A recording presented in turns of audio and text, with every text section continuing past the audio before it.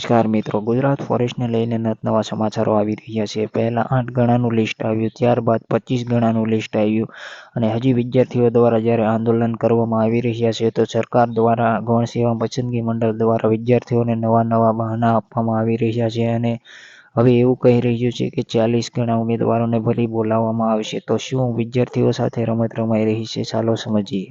પર્યાવરણ મંત્રી સાથે અમે જ્યારે મળ્યા ત્યારે તેઓને અમે રજૂઆત કરી હતી કે જગ્યામાં વધારો કરશો.